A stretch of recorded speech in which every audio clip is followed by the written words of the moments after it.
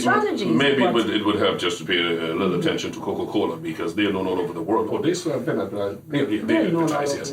That's the whole point. No matter how good your product is, you have to keep it there. Just before I go to welcome our guest, who is your colleague, because you guys are looking across at each other. You know, he's an economist, and he said, "Look, man, I'm tired of talking about this whole thing. Can we talk about something that we can bring in some additional money?" I'll get to him in a second.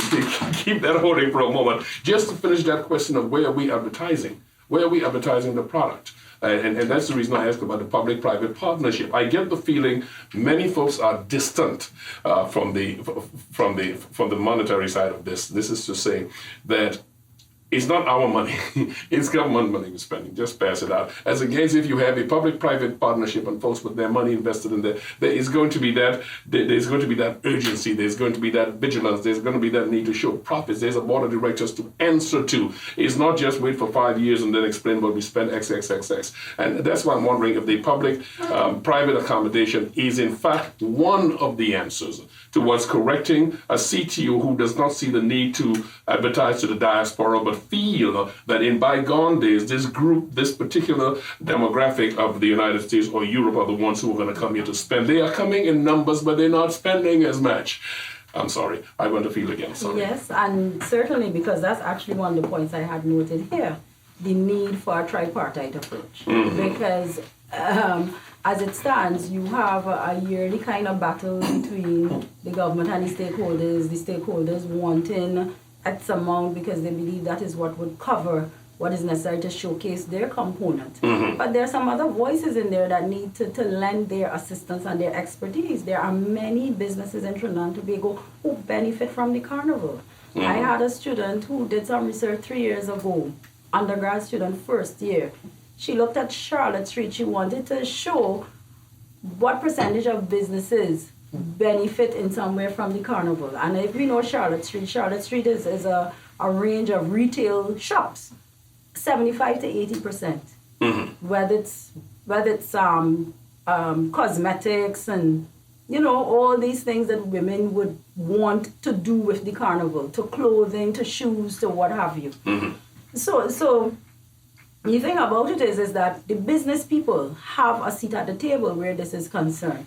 Certainly we as colleagues, while we are sometimes called upon, it's not really a sustainable call upon, so to speak, which is to say that if you really want to see an industry develop, and when I am sure Greg could attest to this for energy, you have the academics work with the policymakers towards shaping and propelling that industry forward. So that one of the very popular things that is done across the world are things called creative clusters, which is a network of experts that make up, that come from the industry itself, the ones who are in business, private sector, government, and of course the academics, who would sit down and brainstorm on what are some of the initiatives. And to me, perhaps policy can then come out of that, which will then action what a Ministry of Trade would do, a Ministry of Culture, a Ministry of Tourism, even small business, because a NEDCO would have a role here as well in terms of encouraging these small, micro, medium entrepreneurs in Carnival to help develop and harness what they want to put out there. I have my little cluster of academia, as you call it, here this morning. And let us welcome my guest. He is a graduate of the University of the West Indies. He holds a BSc in Economics, MSc in Petroleum Economics. He has had postgraduate training at Oxford College, and he's just known. His name is Dr. McGuire, Gregory McGuire. Thank you so much for joining us, sir. How are you? I'm fine, sir. Thanks for having me. My apologies to you and listeners for my late arrival. Well, you see, that's a good thing about your colleague. She got here early and she said, yes, I'll start now and I'll go. Yeah, thanks so very much to Joanne. I was listening to the program on the way, some very, very insightful comments from her, which I expect no less, Right, and I'm very, very, very privileged that we have her here this morning, as I am you. We spent some time talking about the product. Now, we only just thus far with cultural tourism. I've got some other areas that I'm going to pick up with Dr. Tull in a very short while. Let us go to that area, because one of the things we covered in our discussion was the product. The product. And what was the quote you made a moment ago? Inward reach, inward stretch. Outward reach. The inward stretch is where I want to bring you in, Doctor. This whole question of what we are getting stakeholders, what we're getting nationals in Trinidad and Tobago to, one, know about the product, be a part of continuing the product.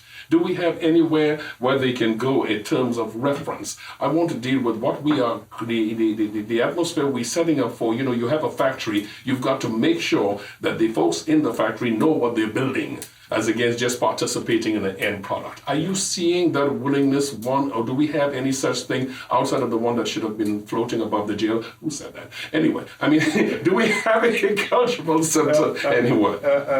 Rennie, I heard Joanne and nice classification between inward stretch and outward reach, and which I agree with. A lot of the conversations this morning was very insightful about, you know, all the things that we need to do to improve the product and how we go about marketing the product. And my beef is having the product having taken place on Monday and Tuesday. What else? What happens then? What really happens then? And so for years, I have argued that there's a need for a carnival museum. I am very clear in my own mind that if this thing is to survive and it is to go further, and if we are to preserve that heritage, we simply must build the Carnival Museum. And people just need to put their minds around it to see exactly all the dimensions of it and how much we could gain from it. So we had the conversation earlier on about the how much money Carnival earns. And there's data collected, used to be data collected by the CSY Learned and so on, and the figure of 172 million and so on was thrown out. The counterside to that is how much money did we spend to earn that $172 million? Because as you know, Carnival in 2015 is not Carnival in 1965. 50 years ago, we built everything here. You know, this day, everything is imported from China. Right. I mean, Carnival costumes are coming down in containers. So there's a huge outflow going out, and so the net contribution, and that also tells me of the need to expand the revenue earning capacity of Carnival beyond those 2 days and beyond those 2 weeks. Yes, which is the center of our conversation, yes. For me, that Carnival Museum represents one avenue of extending that, because ask yourself, when a cruise ship hits the port here, yes, where do people go? Ask yourself, if you were growing up as a child in Moruga, where do you see Carnival? Apart from seeing things passing the car, you know, where do you get a sense of the history of this thing? Ask yourself, what are the images that are influencing the young minds of the young designers, and how could they ever design anything that makes sense if they don't have a point of reference? If their point of reference is Brazilian Carnival, which they see on TV, then what do you expect them to design? I could speak to you for about 3 minutes and feel that passion coming out of you, including something I asked you yesterday, and it had to do with your own kids at home and their inability to relate to some of the great wire benders, costume makers, band leaders, and so on. I'd like you just to repeat that. So I make this point that, you know, my children are at 24 and 29 respectively, 25 and 29 respectively, and I'm saying that they may know about Pichamenchal great costumes and so on because they grew up in my home, because they've seen pictures, I've spoken to them about it. But take the average 20-year-old, average Trinidad and Tobago youth in their 20s and ask them about these things. They simply don't know. They may have heard about it, but in general, they don't know anything about it. And so we have a whole generation of children who know nothing about the history of Carnival, nothing about the great designers, nothing about the history of Pan and how it came into being and so on. You know, and if we don't capture these things now, we are going to lose them forever. I hear you. A lot of the great pioneers, remember over the last few years, Victor was always making a point that those great people are dying out. Yes, and every year we could point to this one gone and that one gone and that one gone. And sure, we will sing Sparrow Memories at their funeral and so on, but that doesn't help. That doesn't help. And we really need to get to that point where we capture these things, we store it digitally, physically, you name it. It doesn't matter. I'm insisting, and I'm going to champion this all over Trinidad. The Carnival Museum is a must. And if we're talking about new foreign exchange earners, what we want to do is to pick the pockets of every single, pardon the expression, but pick the pocket of every single tourist that comes into this country. Because that's where they will go. They have nowhere else to go. Mr. Gregory McGuire is the voice that you're hearing. We're talking about Carnival and the product as a piece of cultural tourism. You hear the passion there, Doctor, and I see you shaking your head as I did when he came. Just so our listeners are very clear, the original conversation I said to him, the PM just spoke to the nation about XYZ and the new economic reality. And he said, yeah, but the issue here now is not how we got here, where we are, how do we get out from here? Thus we got into his passion, which is the diversification. That's what we're talking about. He is aware of it. Many people are aware of it. You are aware of it. What is lacking? And I'm asking, what are you seeing lacking? Is there a lack of political will? Is there indifference? Is there ignorance? Is there disdain? Is there what? Why are they not seeing the same thing that the doctor and yourself, you guys are passionate about? You academia, you're saying, look here, the evidence is very, very clear. Why is nobody listening? Well, it comes back to the issue of cultural confidence. For whatever reason, we just never feel confident and comfortable to showcase ourselves. This is and to say that you make money from it. I recall when the cultural economy in Barbados started to emerge, and it really emerged in two specific areas: the events and the mass band. And this one particular gentleman, he started to come out. You know what I say?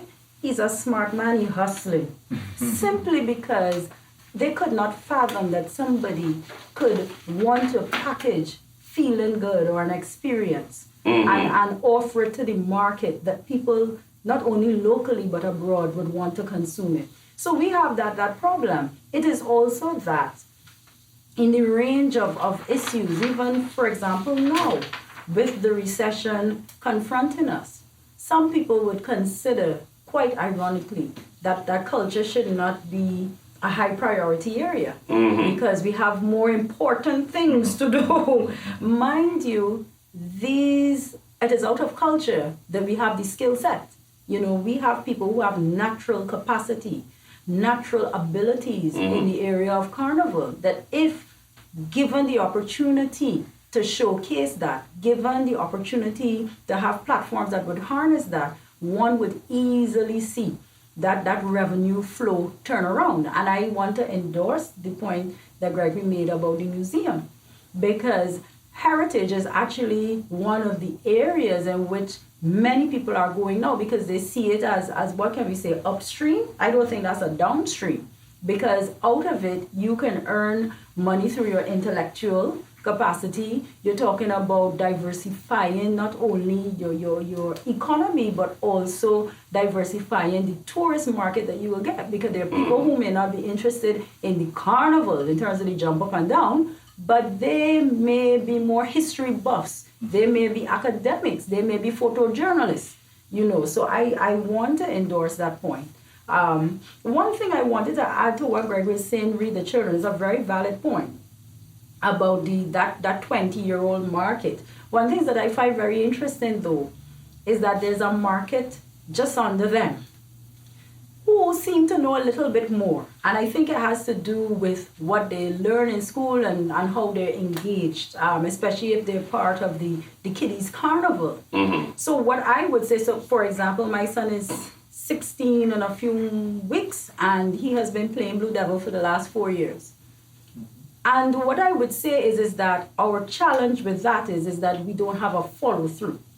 So you would see children engaging in the carnival and being very aware of the pioneers and the mass people, the calypso and what have you, because of the projects that they have to do at school, because of the school's engagement, especially if they're in the Catholic schools, for example, you would see them take it on in other extracurricular where that club or whatever is the interest group considers the carnival to be important. But what happens when they come out of school? Yeah. So that yes, they lose it. And certainly a museum, an institution such as that, along with community engagement, because you know what would be useful if it were a roving museum.